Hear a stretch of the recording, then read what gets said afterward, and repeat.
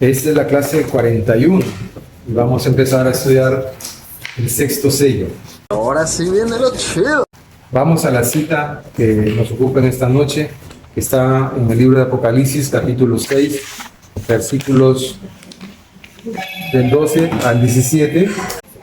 Y aquí hubo un gran terremoto. Eso pueden ir resaltando en su Biblia, ¿no? Un gran terremoto. Y el sol se puso negro, como tela de silicio. Y la luna se volvió toda como sangre. Y las estrellas del cielo cayeron sobre la tierra, como la higuera deja caer sus higos cuando es sacudida por un fuerte viento. Y el cielo se desvaneció, como un pergamino que se enrolla. Y todo monte y toda isla se removió de su lugar.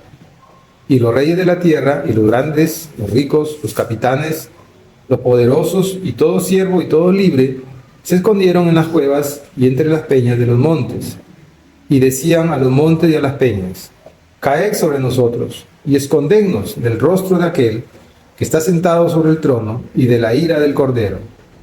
Porque el gran día de su ira ha llegado, ¿y quién podrá sostenerse en pie? Saben ustedes que una perícopa es una sola idea de un solo tema. Sin embargo, la Biblia, en todas las versiones que ustedes puedan usar, siempre están divididas en capítulos y en versículos, pero eso es una añadidura funcional hecha por arzobispos en el siglo XV. No es como se reveló la palabra, sino solamente es metodológico para poder encontrar rápido una cita. Así que en muchas ocasiones las divisiones en capítulos y en versículos no es la más adecuada. Entonces, justamente la perícopa del sexto sello empieza en el 6:12, pero termina hasta el 7:17. ¿Ya? Todos esos 23 versículos narran la perícopa del sexto sello. Pero en su Biblia está dividido.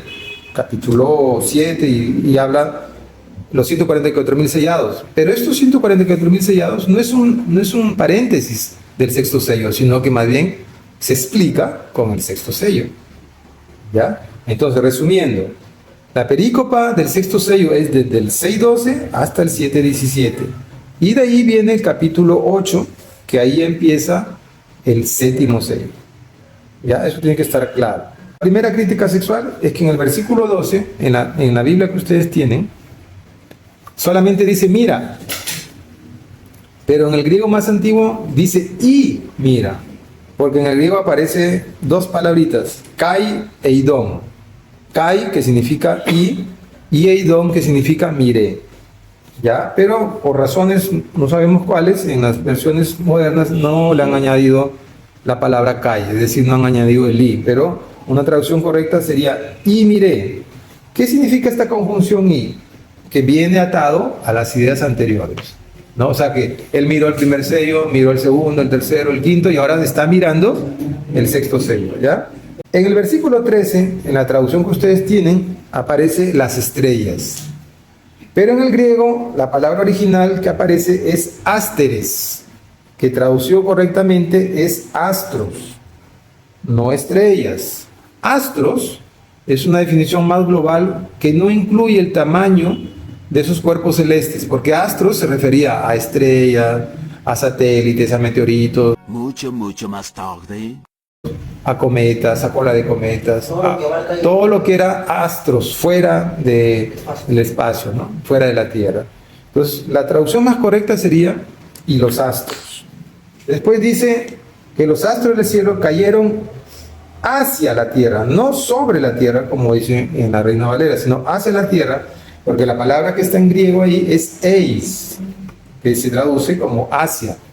No es epi, que están traduciéndola como sobre. Si hubiera en griego epi, entonces la traducción sería sobre, como está en la Reina Valera, pero en los escritos más antiguos el griego dice eis, o sea, hacia la tierra. Y dice como la higuera deja caer sus higos, pero en el griego más antiguo no solamente dice higos, sino dice higos inmaduros, pero han quitado esa característica de inmaduros. Pero entonces una idea completa sería como higos inmaduros. Versículo 17 dice, porque el gran día de su ira ha llegado. Pero ese su es un plural en realidad en el griego. Entonces debería entenderse que se refiere al Padre y al Hijo. Y si usted lee en el 16, dice que todos escondían el rostro de aquel que está sentado sobre el trono y de la ira del Cordero. O sea, están escondiendo el rostro del Padre y del Hijo. Por lo tanto, el día de la ira no es solo del Padre, es del Padre y del Hijo. Y así está en el griego. En el griego original, la traducción más correcta sería, porque el gran día de la ira de ellos ha llegado. Entonces, esa serían las modificaciones en la traducción. Ya esa es la crítica textual usando el griego original y el griego más antiguo. El tercer aspecto que tenemos que ver es qué terremoto es, porque cuando uno lee Apocalipsis uno da la impresión que hay varios terremotos. Pero ustedes van a aprender en esta clase que solamente hay 2 megaterremotos. Y este terremoto es el primero. Por eso podemos afirmar, y esa es la idea de esta primera clase sobre el sexto sello, de que es el inicio de la gran tribulación. ¿Y por qué decimos esto? Entonces vemos un terremoto aquí en el capítulo 6, pero vamos ahora al capítulo 11, 18, que dice lo siguiente: y se airaron las naciones, y tu ira ha venido. El capítulo 11, cuando avancemos en las próximas clases, vamos a ver que el capítulo 11 es un resumen de todos los capítulos siguientes. Recuerden que el séptimo sello se abre en capítulo 8. Pero el séptimo sello además contiene las 7 trompetas, ¿ya? Y la séptima trompeta contiene las 7 copas de ira. Por lo tanto, lo que está apareciendo en el capítulo 6, que es el sexto sello, inaugura la sucesión de juicios que van a terminar en la séptima copa, en la séptima trompeta del séptimo sello. Si no entienden, me dicen y repito.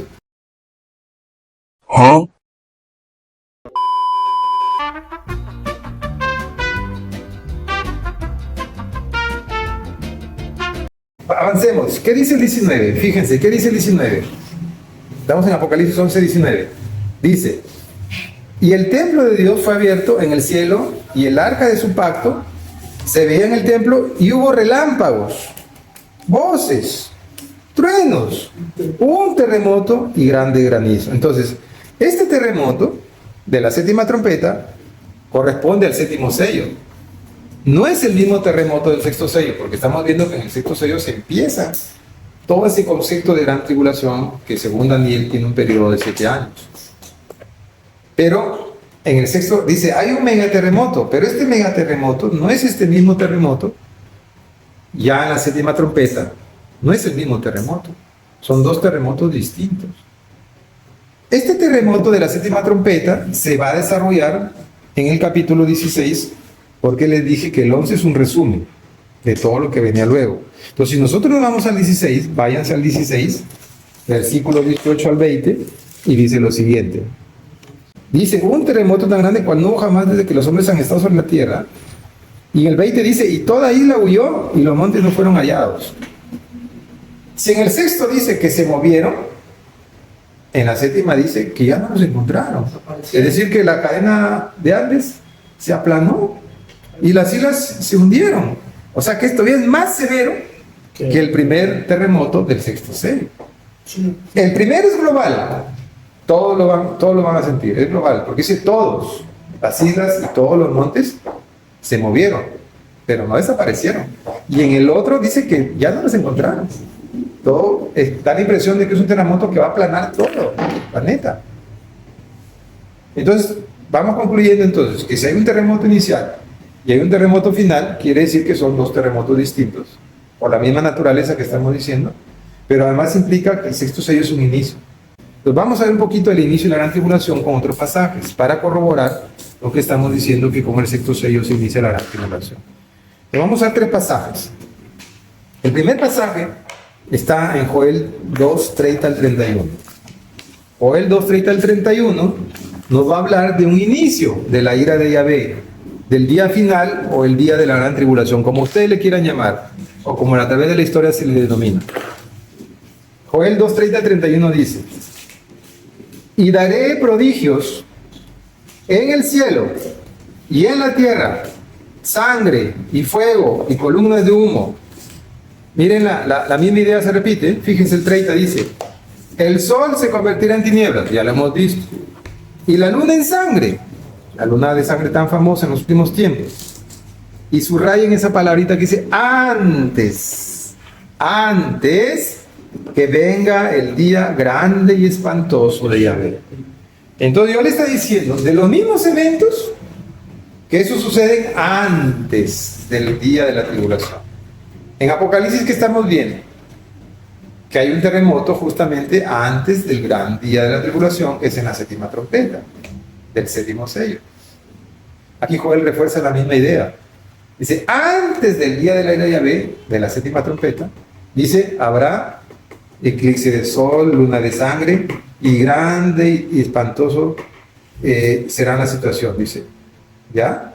Entonces hay un antes. Entonces, si hay luna de sangre, si hay tinieblas, eso implica también un terremoto. La otra cita está en Mateo 24, 29 al 31. Mateo va a decir que todo eso es después. E inmediatamente después de la tribulación de aquellos días, que ya narró con lujo de detalles, el sol se oscurecerá y la luna no dará su resplandor, y los ásteros caerán del cielo, y las potencias de los cielos serán conmovidas. 30. Entonces, recién entonces, después de todos estos sucesos, aparecerá la señal del Hijo del Hombre en el cielo, que es el día de la ira de Yahvé. El aspecto más fundamental del día de la ira de Yahvé, o el día final, o la gran tribulación, es que Jesucristo regresa. Ese es lo central de la gran tribulación. Pero para que Cristo regrese van a ocurrir un montón de cosas. No es que Cristo viene ya en paz, que todo es bonito, amor, eso es por hasta ahora. Pero cuando Él venga, va a venir con violencia. O sea, Él viene a una guerra, a tomar posesión de lo que es de Él. Entonces dice, entonces aparecerá la señal del Hijo del Hombre en el cielo, y entonces lamentarán todas las tribus de la tierra, y verán al Hijo del Hombre viniendo sobre las nubes del cielo con poder y gran gloria. 31. Y enviará a sus ángeles con gran voz de trompeta, y juntará a sus escogidos de los cuatro vientos desde un extremo del cielo hasta el otro. Eso es el rapto, la resurrección de los muertos y el rapto. Haciendo un paréntesis ahí, ustedes ven que el rapto es al final. O sea, vayan resumiendo. Unos dicen que es antes, unos dicen que es después del día de la gran ira. ¿Cuál es el clímax del día de la ira del Señor? Que Jesús viene. La venida de Jesucristo es el sello de la gran tribulación, es lo que culmina la gran tribulación. Cristo no vendrá sin que antes haya tribulación. Cristo no raptará a la iglesia sin que haya antes tribulación. Eso lo está diciendo el mismo Mateo. Y Lucas dice lo siguiente, Lucas 21 del 10 al 11. Entonces dice, entonces le dijo, se levantará nación contra nación. Ya, Lucas 21 del 10 al 11. Y dice, y habrá grandes terremotos, o sea, por lo menos son dos. ¿Ok? Y en diferentes lugares, hambres y pestilencias, y habrá terror y grandes señales del cielo. Entonces aquí Lucas está mencionando las mismas señales, pero dice que habrán terremotos. Pero si ustedes avanzan hasta el 25 de Lucas 21, fíjense lo que dice Lucas 25, después de haber descrito todos estos mismos sucesos. Entonces, habrá señales en el sol, en la luna y en los ásteros. Y en la tierra, angustia de las gentes confundidas a causa del bramido del mar y de las olas, desfalleciendo los hombres por el temor y la expectación de las cosas que sobrevendrán en la tierra. Porque las potencias de los cielos serán conmovidas, e entonces verán al Hijo del Hombre que vendrá en una nube con poder y gran gloria. Entonces Lucas dice antes y después. Joel dice antes, Mateo dice después. ¿Y cómo está atado los sellados con el inicio de la gran tribulación? Bueno, vamos a leer. Vámonos al capítulo 7, versículo 1, que recuerden es la perícopa del sexto sello, ¿ya? Recuerden siempre en eso. Dice ahí lo siguiente. Después de esto, vi a 4 ángeles en pie sobre los 4 ángulos de la tierra, que detenían los 4 vientos de la tierra, para que no soplase viento alguno sobre la tierra, ni sobre el mar, ni sobre ningún árbol. Y vi también a otro ángel que subía de donde sale el sol, y tenía el sello del Dios vivo. Aleluya, ¿no? Un sello. Y clamó a gran voz a los 4 ángeles, a quienes se les había dado el poder de hacer daño a la tierra y al mar, diciendo: no hagáis daño a la tierra, ni al mar, ni a los árboles, hasta que hayamos sellado en sus frentes a los siervos de nuestro Dios. Y oí el número de los sellados, 144,000 sellados, de las tribus de los hijos de Israel. ¿Qué podemos aprender del tema que estamos hablando? Antes de explicarles, una pequeña crítica textual de esta cita, que no la habíamos hecho antes, es que la palabra sellado solo aparece cuando se refiere a la tribu de Judá y a la tribu de Benjamín. Cuando se refiere a las otras tribus, en el griego más antiguo no aparece la palabra sellados. Solamente dice 12,000, 12,000, 12,000, 12,000. Pero en los escritos antiguos, entonces solo aparece la palabra sellados cuando se refiere a Judá y cuando se refiere a Benjamín. Entonces, fíjense que ahí aparece un ángel que tiene el sello de Dios vivo, que va a detener a otros ángeles. Estos ángeles tenían el poder para destruir. Y le dice: un momento, antes de que ustedes empiecen a destruir, ¿qué significa que van a empezar a destruir? Que es la tribulación. No, espera, le dice. O sea, antes que se desate la gran tribulación, él dice: espera. ¿Qué tienen que esperar? Que sellen a los escogidos judíos. A los escogidos judíos. Vámonos a Apocalipsis 9, versículo 1 y versículos 4 al 5. Aquí vamos a ver el poder que tenían esos ángeles sobre los elementos. Dice Apocalipsis 9, 1, 4 y 5. Versículo 1 dice: fíjense que estamos ya en la quinta trompeta. El quinto ángel tocó la trompeta y vi una estrella que cayó del cielo a la tierra. Y se le dio la llave del pozo del abismo, que ya hemos estudiado en el cuarto sello. Y se les mandó que no dañasen a la hierba de la tierra, ni a cosa verde alguna, ni a ningún árbol, sino solamente a los hombres que no tuviesen el sello de Dios en sus frentes. Y le fue dado no que los matasen, sino que los atormentasen 5 meses, y su tormento era como tormento de escorpión cuando hiere al hombre. Entonces, en la quinta trompeta, que es el primer ay, se dice que unos espíritus salen del abismo a dañar a los que no tienen la marca. Pero esto ya es el desarrollo de la gran tribulación. Por eso es que estos 144,000 sellados aparecen justo antes del desarrollo de la gran tribulación, por el hecho de que quiere mostrar claro que antes del inicio de la gran tribulación, los judíos escogidos del Señor tienen que ser marcados. ¿Ya? ¿Por qué no los cristianos tienen que ser marcados? Porque los cristianos ya tenemos la marca. ¿Cuál es nuestra marca? El Espíritu Santo.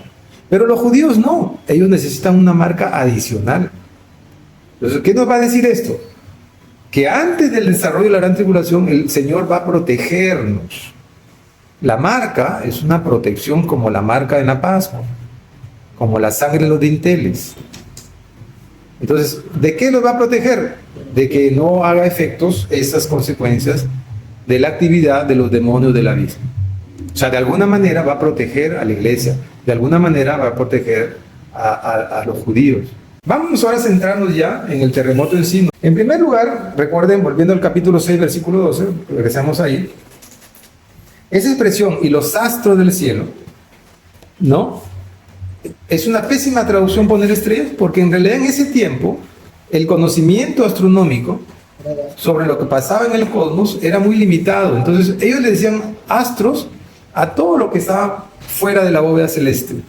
Ahí incluían a las estrellas, a los satélites, a los meteoritos, incluían a todo. Porque ellos no podían diferenciar el tamaño de los distintos astros. O sea, para ellos, una estrella tenía el mismo tamaño que un meteorito. Un cometa tenía el tamaño de la luna de repente y del sol. Porque en dimensiones naturales nosotros en los cielos vemos todo casi del mismo tamaño.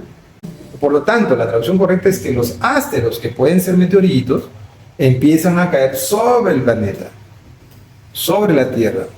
¿Cuándo sucede eso? ¿Cuándo puede suceder eso? Entonces él aquí pone unos ejemplos, ¿no?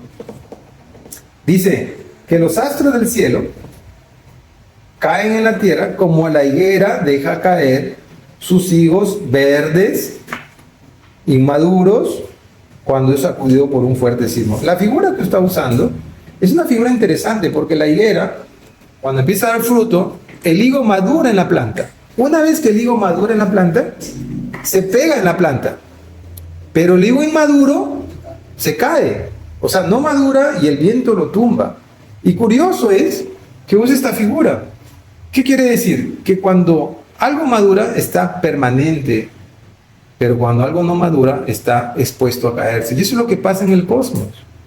En el cosmos, ciertos astros, como los planetas, los satélites, las estrellas, están maduros en el sentido cronológico. O sea, tienen miles de años y han logrado una estabilidad gravitatoria que se mantiene por miles y miles de años. Que comúnmente sabemos que es por la gravedad. ¿Ya? Pero aquellos que no han madurado en masa, como los meteoritos, los cometas, ellos andan flotando por todos lados. Son inmaduros. No tienen el suficiente tiempo para haberse cohesionado. Entonces andan sueltos.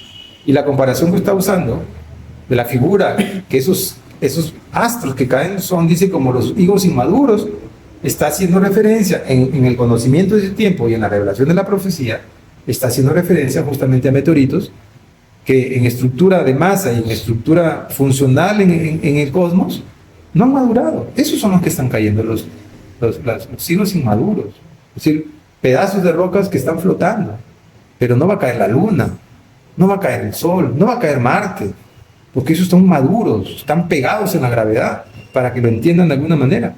Pero sí puede caer un cometa. Entonces, la figura que está usando en realidad es muy sabia. O sea, en realidad ese terremoto va a ser causado por meteoritos. Pero además usa otra figura. Otra figura usa, dice, y el versículo 14, y el cielo se desvaneció como un pergamino que se enrolla. Es una figura en realidad científica. Si yo invierto el norte magnético, que está en el norte, y el sur magnético, que está en el sur, si yo los invierto, fíjense que no estoy invirtiendo el planeta, estoy invirtiendo el campo magnético. ¿Qué va a pasar según la física ordinaria? Que en lugar, si estaba girando en sentido antihorario, visto desde arriba, por esa inversión magnética va a girar en sentido contrario. Y eso es lo que pasó cuando Josué detuvo el Sol. Se intercambiaron los polos magnéticos y el Sol que venía girando, perdón, la Tierra que venía girando en su sentido, empezó a regresar. Y por eso el día duró más. ¿Por qué? Porque hizo el mismo recorrido del día solar. Entonces, ¿eso pasa? Sí ha pasado. ¿Va a pasar? Sí va a pasar. Pero cuando se produzca ese fenómeno de un intercambio de polos magnéticos, va a producir justamente un cataclismo, un terremoto. ¿Y por qué les digo esto? Porque la palabra que usa de que el cielo se enrolla, que se hace un círculo, justamente en el griego viene de la palabra entropía. ¿Ya? Y ahí ustedes ven en el griego que aparece esa palabrita entrope, ¿ya? De donde viene la palabra entropía. ¿Y qué es la entropía? La entropía, textualmente, como lo dice Rudolf Clausius en 1865 ya, él dice que adopta esta palabra para describir una propiedad termodinámica que refleja el grado del desorden o transformación en un sistema. La entropía es una medida de la energía no disponible para realizar trabajo útil en un sistema. Entonces, esta figura de que el cielo es enrollado significa que si yo estaba en un punto sentado y los polos se invierten y el día empieza a retroceder, yo ya no voy a ver el mismo cielo. Porque voy a ver un cielo distinto. ¿Cuál va a ser mi visión? Que lo que yo estaba viendo cambia totalmente. Porque se invirtieron los polos. De que el cielo se enrolle es como un cataclismo de ese nivel. Y eso produce terremotos. Eso produce caída de meteoritos. Por eso cuando Cristo dice, y Pablo dice que la creación ha sido sujeta a vanidad, significa que está destinada a la muerte. Eso es lo que significa. Pero la nueva creación está sujetada a la esperanza. Por el mismo principio de termodinámica de la entropía, es que el planeta y toda la creación en algún momento va a fenecer y el Señor va a crear todo nuevo, y eso será al final, después de que Cristo reine en la tierra. Dice que hay cielos nuevos y tierras nuevas. Esa es otra creación. Isaías 34:4. y todo el ejército de los cielos. ¿Qué es el ejército de los cielos? La primera creación. ¿Ya? Antes que nosotros. ¿Qué dice? Y todo el ejército de los cielos se disolverá. ¿Ah? ¿Alguna vez habían leído eso? Que la primera creación también va a desaparecer. Y se enrollarán los cielos como un libro. ¿Qué es lo que está diciendo Apocalipsis? Ya lo había dicho Isaías. A veces uno dice, ¿de dónde salen esas figuras de Apocalipsis? Pero ya estaban dichas. Sino que a veces no leemos. Pero aquí está, miren, está repitiendo la misma idea. Y todo el ejército de los cielos se disolverá. Entropía, pura entropía. Y se enrollarán los cielos como un libro. Y caerá todo su ejército. ¿Cómo? Como se cae la hoja de la parra y como se cae la hoja de la higuera. Ajá. Bendita sabiduría de la Biblia. ¿Qué más ciencia? Si la misma palabra está narrando que todo lo que se ve es parte de la misma creación y algo que la Biblia dijo a pesar que no había tanto conocimiento. Ahora con tanto conocimiento el hombre no vuelve sus ojos a lo que la palabra dice que va a pasar, pero todo lo que estamos viendo va a pasar. Y justo todo empieza con el sexto sello. Y como la verdad siempre triunfa, hasta ahí lo dejamos por hoy. ¿Ya? Dios los bendiga.